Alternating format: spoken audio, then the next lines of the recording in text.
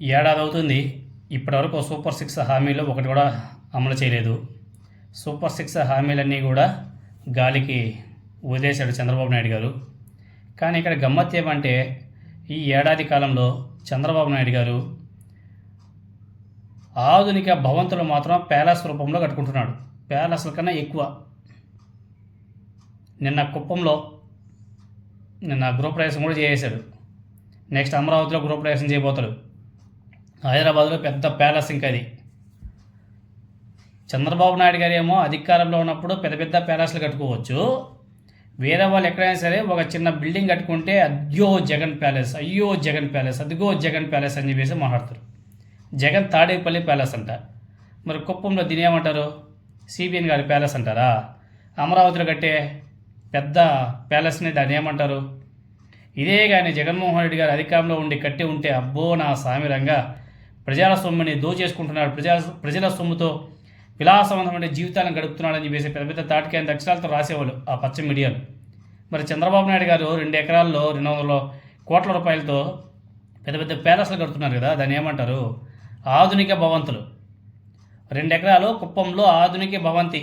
ఏడాదిలోనే ప్రజలకు ఇచ్చేటువంటి హామీలను గాలికి వదిలేసి చంద్రబాబు నాయుడు గారు కుప్పంలో 2 ఎకరాల్లో నిర్మించుకుంటే ఆధునిక భవంతి. చూడండి ప్యాలెస్ అది. చూడండి బాగా. సూపర్ సిక్స్లు ఇప్పటివరకు ఒకటి కూడా అమలు కాలే. ఆడబిడ్డ నిధికి ఆ మంత్రివర్గం చెల్లు చీటి కూడా వేసేసింది.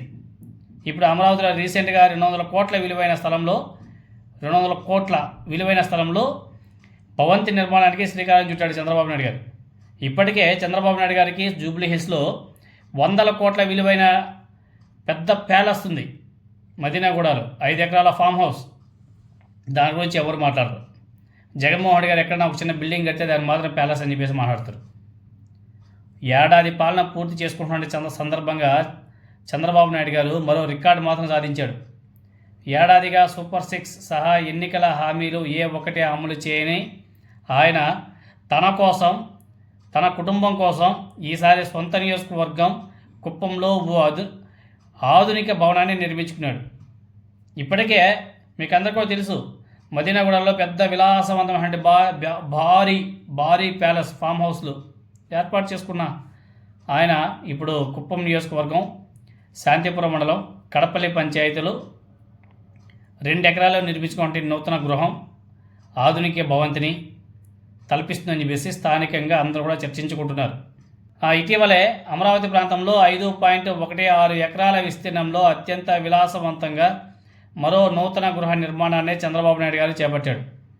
చంద్రబాబు నాయుడు గారు అదేంత విచిత్రంగానే అధికారంలో ఉంటే మాత్రం ఇవన్నీ కూడా నడుస్తాయి. ప్రతిపక్షంలో ఉంటే అసలు వాటి గురించి ఆలోచనే చేయడు చంద్రబాబు నాయుడు గారు. వెలగపూడిలో తాత్కాలిక సచివాలయం, పరిపాలనా నగరానికి ఆనుకొని ఉన్న ఈ ప్యాలెస్ను నిర్మించే బాధ్యతను తనకు అత్యంత సన్నిహితుడికి చెందినటువంటి కంపెనీకి కూడా అప్పగించాడంట.